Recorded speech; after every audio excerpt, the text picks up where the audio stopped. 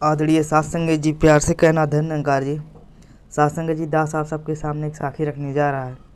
आशा है प्रवान करे। साखी का शीर्षक है मनोरंजन का महत्व। यह एक मान्यता प्राप्त तथ्य है कि किसी न किसी रूप में कला बीच प्रत्येक व्यक्ति के निजी विशेषता के साथ मौजूद होते हैं और निजी अन्वेषण के अंतर्गत मनुष्य अपने रुचि को ज्ञात कर सकता है कि किस दिशा में चलना उसके लिए उचित रहेगा। ड्राइंग, पेंटिंग, चित्रकारी, काव्य, संगीत, साहित्य और खेलकूद जैसे किसी भी मनोरंजन को अपनाया जा सकता है। जीवन का सहजता से जीने के लिए मनोरंजन के ये अच्छा साधन हैं। बेजान यंत्रों से लेकर जानदारों तक यह स्वभाव होता है कि अपनी शक्ति से अधिक कार्य नहीं कर पाते।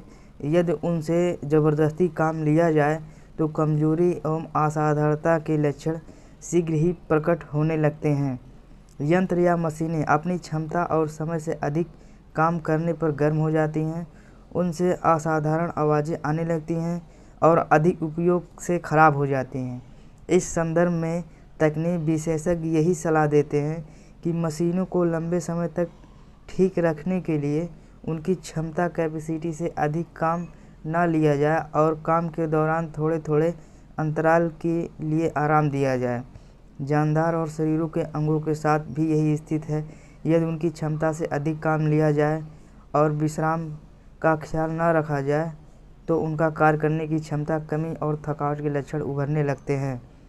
मनोवैज्ञानिक काफ़ी खोजबीन के पश्चात इस निष्कर्ष पर पहुँचे हैं कि व्यवसाय से संबंधित कामों के अतिरिक्त मनुष्य को किसी ऐसे मनोरंजन को अपनाना चाहिए जो उसके मन को संतोष एवं सुख प्रदान करे। वह मनोरंजन भावनाओं को उत्तेजित करने वाला ना हो, बल्कि जीवन में सकारात्मक दिशा उत्पन्न करने वाला हो।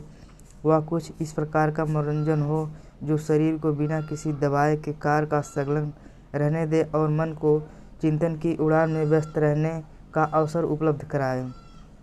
इस दिशा में हार्पेस्टर विश्वविद्यालय के रिसर्च स्कॉलरों डोनाल्ड डे ब्रोस, कैमिली और मेलविन पावर ने प्रयोग का एक नया क्रम शुरू किया। उनकी रिसर्च का विषय था मानव की मनोस्थिति पर कला की रुचि पड़ने वाले प्रभाव। बच्चों पर किए गए प्रयोगों द्वारा उन्होंने यह निष्कर्ष निकाला है कि कलात्मक मनोरंजन से मानसिक विकास में क्रमशः उन्नति होती है। स्मरण शक्ति एवं कमजोरी से ग्रस्त बच्चों पर उन्होंने प्रयोग किया। बच्चों को ध्यान कलात्मक मनोरंजन की ओर आकृष्ट किया गया। उनमें गीत, संगीत, पेंटिंग, ड्राइंग इत्यादि जैसी कलाओं के प्रति रुचि पैदा की गई। 6 महीने तक जारी इस प्रयोग के बाद बच्चों को पुनः निरीक्षण किया गया और उत्साहवर्धक परिणाम सामने आया। जिन बच्चों को पाठ याद न होने और भूल जाने की शिकायत थी, उनमें काफ़ी सुधार हुआ। उनका मानसिक विकास हुआ। बच्चों को व्यक्तित्व में भी निखार आया। इसी प्रयोग को दूसरे ऐसे बच्चों पर दोहराया गया जिनमें स्मरण शक्ति की कमजोरी का कोई लक्षण नहीं था। उनके 2 ग्रुप बनाए गए थे। दोनों में एक जैसी योग्यता के बच्चे रखे गए। दोनों की पढ़ाई एवं अन्य सुविधाओं का भी एक जैसा प्रबंधन किया गया।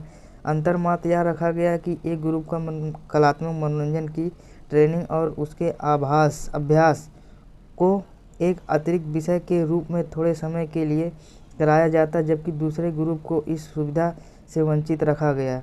इस प्रयोग से यह परिणाम निकला कि जिन बच्चों को कलात्मक मनोरंजन का विशेष सुविधा दी जाती थी, उनकी क्षमता उन बच्चों की अपेक्षा बढ़ी चढ़ी पाई गई जिन्होंने अतिरिक्त विषय से वंचित रखा गया था। इन तथ्यों की दृष्टि में रखते हुए यह बात स्पष्ट होती है कि शरीर अथवा मानसिक कामों में से एक प्रकार की बोरियत, उकताहट या ऊब सी पैदा होती है, जिससे जीवन नीरस हो जाता है और मनुष्य के मानसिक संतुलन पर बुरा प्रभाव पड़ता है।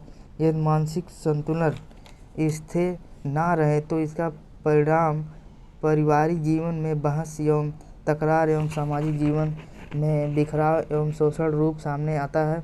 अतः बोरियत, थकान, ऊब सी उकताहट से पैदा होने वाले रोगों से बचने के लिए मनुष्य यदि काम की दिशा बदल दे और निजी अन्वेषण के अंतर्गत अपने स्वभाव के रुझान अनुसार उत्तम एवं पवित्र मनोरंजन में रुचि लेने की ओर आकृष्ट हो जाए तो स्मरण शक्ति बढ़ जाती है, मानसिक स्थिति सुखदायक हो सकती है और निरंतर अभ्यास से विवेक को असाधारण स्तर तक ले जाया सकता है। जीवन में निखार लाया जा सकता है। सत्संग जी प्यार से कहना। धन्यवाद।